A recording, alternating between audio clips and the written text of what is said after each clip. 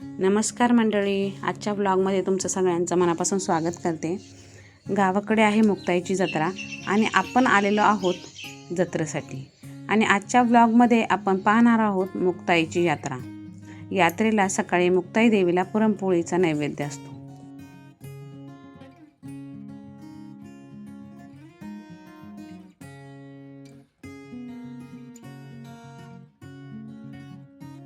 हे मुक्ताईचे मंदिर आहे।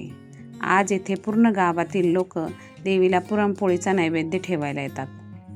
हे आपल्या गावातील जागृत देवस्थान आहे। येथे नवरात्रीत मोठा उत्सव साजरा केला जातो। मंदिरात आल्यानंतर देवीचे दर्शन व प्रदक्षिणा घालून दर्शन घेतले।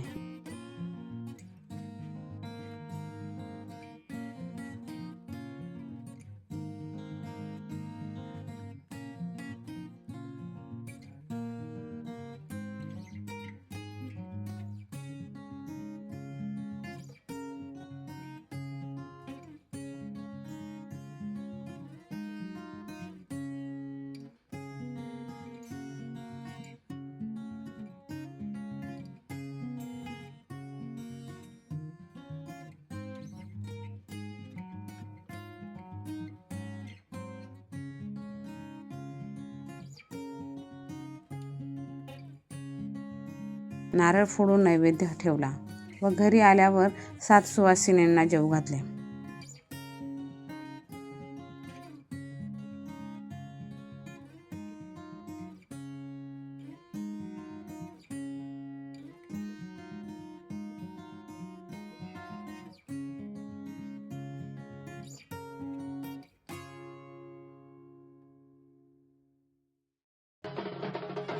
दुपारनंतर गावामध्ये अशी काठीची मिरवणूक निघते।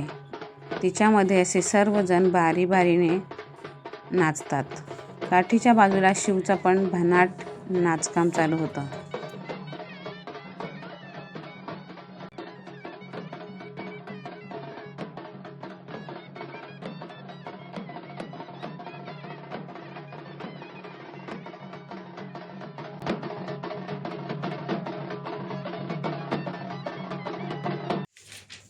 शिव गावाला आला की त्याला गाय, बैल, वासरू म्हणजेच त्याच्या भाषेत हंबा याचे त्याला खूप आकर्षण आहे। त्यामुळे तो सारखा त्यांच्या अवतीभोवती राहतो व आजोबांनाही त्याचे खूप कौतुक वाटत असते। दिवसभर दोघांची चांगली जोडी जमते।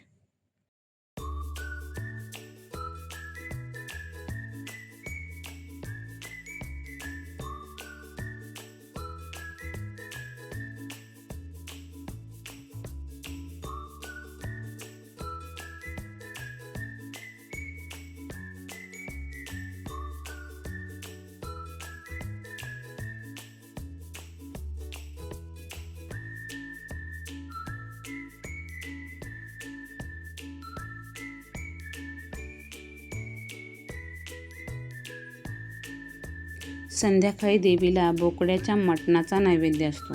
त्यामुळे आपलं इकडे मटण शिजत होतं। 25 ते 30 किलो मटण असल्यामुळे ते आम्ही असे 2 चुली करून बाहेर त्याच्यावरती बनवतो।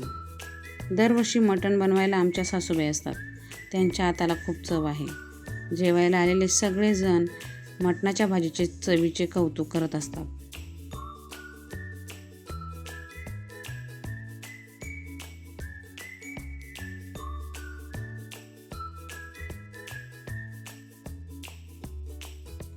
रात्री 11 वाजेपर्यंत पाहुणे जेवून जात होते।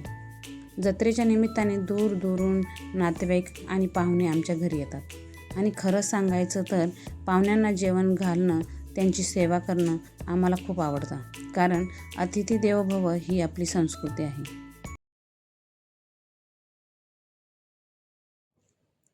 आणि ही आमच्या गेटवरून जी चाललेली देवीची पालखी आहे ही मुक्ताईच्या मंदिराकडे चाललेली आहे।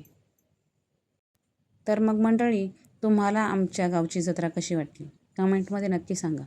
व व्हिडिओ आवडला असेल तर लाईक करा आणि चॅनलवरती नवीन असाल तर चॅनलला सबस्क्राईब करायला विसरू नका। तर भेटूया अशाच नवीन ब्लॉगमध्ये। तोपर्यंत धन्यवाद।